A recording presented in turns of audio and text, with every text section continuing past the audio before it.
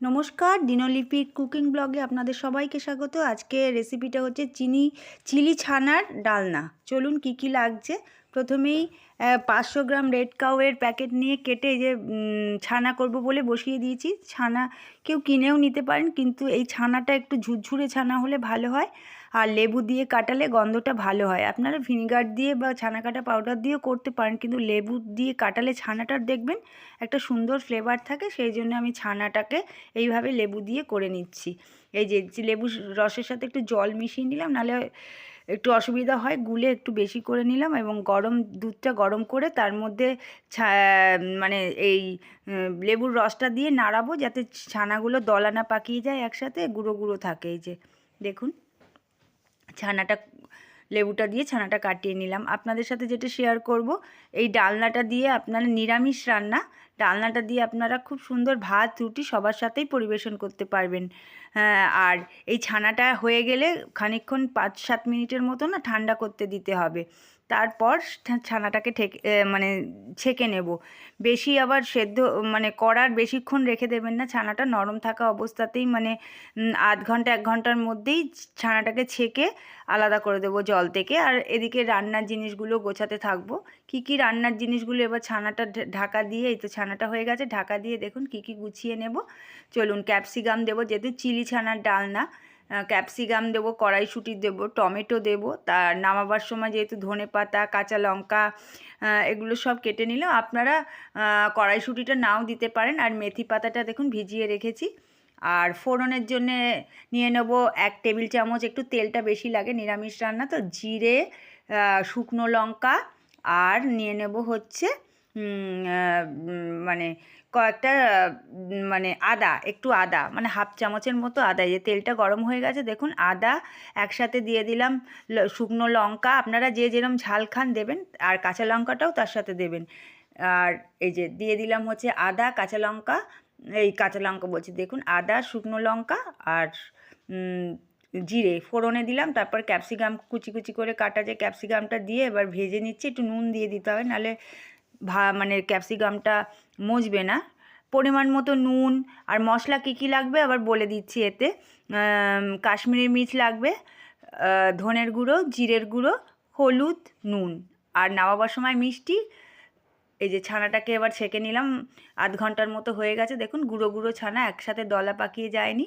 আর ছানার জলটা কিন্তু ফেলবেন না, এইটার মধ্যে আস্তে আস্তে করে যখন জল দিতে হবে, মানে ধরুন কষানোর জন্যে ছানায়, আর হয়ে গেলে যে জলটা দেবেন সেটাও অল্প অল্প করে ছানার জল, একবারেও আবার জল দিলে হবে না। মশলা কষাবো সবই ছানার জল দিয়েই কষাবো, খেতে খুব টেস্ট হবে।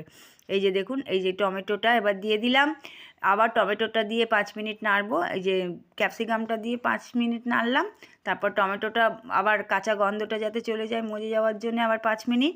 তারপরে দিয়ে দেবো কড়াইশুঁটি আর কাঁচা লঙ্কা। এই যে কড়াইশুঁটি আর কাঁচা লঙ্কা দিয়ে দিলাম। যেহেতু চিলি ছানার ডালনা, আমি আর অন্য কিছু সবজি দিইনি, আপনারা সবজি দিয়েও করতে পারেন শীতের। এবার মিশিয়ে দেবো, দেখুন এগুলো নরম হয়ে এসছে, মশলাগুলো সব মিশিয়ে হাফ চামচ করে সব দিয়েছি 500 গ্রাম ছানার মধ্যে। একটা বড় ক্যাপসিকাম 200 গ্রামের, আর একটু ছানার জল দিয়ে দিলাম। ওই হাফ চামচ ধনের গুঁড়ো, হাফ চামচ জিরের গুঁড়ো, হাফ চামচ হলুদের গুঁড়ো, আর হাফ চামচ হচ্ছে মানে টিস্পুনের নয়, টেবিল স্পুনের লঙ্কার গুঁড়ো, মানে কাশ্মীরি লঙ্কার গুঁড়ো। এটা বেশ লাল লাল হলে একটু কালারটা ভালো। আবার এই যে একটু করে কষাচ্ছি, আর একটু করে এই যে আস্তে আস্তে করে ছানার জলটা দিচ্ছি।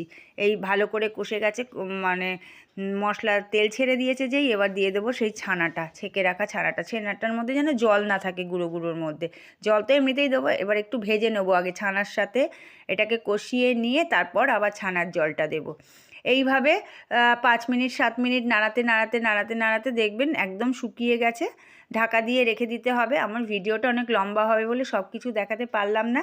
এই যে যেই হয়ে যাবে, শুকিয়ে যাবে ছানা, এটা তার মধ্যে দিয়ে দেবো, এই যে দিয়ে দিলাম মেথি পাতা। মেথি পাতা দেওয়ার পর অসম্ভব মানে গন্ধটা সুন্দর লাগে। আবার কিছুক্ষণ নাড়িয়ে দিয়ে দেবো ধনে পাতা, আর দিয়ে দেবো গরম মশলা নামাবার আগে। আর একটা জিনিস দেবো, গরম মশলা দেওয়ার পরে বাটার দিয়ে গরম মশলা দিয়ে ঢেকে রাখবেন 5 মিনিটের মতো গ্যাসের ওপরে, একদম টেনে সুন্দর গন্ধ বেরোবে। আর একটু চিনি দিয়ে দেবেন যারা মিষ্টি খান, আমরা নিরামিষ রান্না একটু মিষ্টি খাই। চলুন, আমার রেডি হয়ে গেল এটা।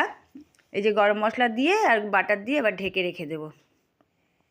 আপনারা বলুন কালারটা কেমন লাগলো। আর রান্নাটা অবশ্যই আপনারা করে খাবেন নিরামিষ রান্নার দিনে ভাতের সাথেও খেতে পারবেন আর রুটির সাথেও। আর এত সুন্দর গন্ধ বেরোবে না, যেহেতু মেথি পাতাটা আছে, পুরো মনে হচ্ছে যেন রেস্টুরেন্টের খাবার। চলুন এবার বেড়ে ফেলি, হয়ে গেল। এবার থালায় বেড়ে পরিবেশন করব। এটা আমি রাত্রেবেলা করেছিলাম রুটির জন্যে, আপনারা ভাতের সাথেও খেতে পারেন। কেমন লাগলো রেসিপিটা অবশ্যই জানাবেন। ভালো লাগলে একটা লাইক, কমেন্ট, শেয়ার করবেন এবং আমার দিনলিপি চ্যানেলটাকে সাবস্ক্রাইব করবেন যাদের ভালো লাগবে। অবশ্যই জানাবেন কিন্তু করে খেয়ে রেসিপিটা কেমন লাগলো। এই যে রেডি হয়ে গেল, চলুন এবার খাবার বারবার সময়। দেখতেও বেশ সুন্দর হয়েছে না বলুন তো। শুভ দুপুর।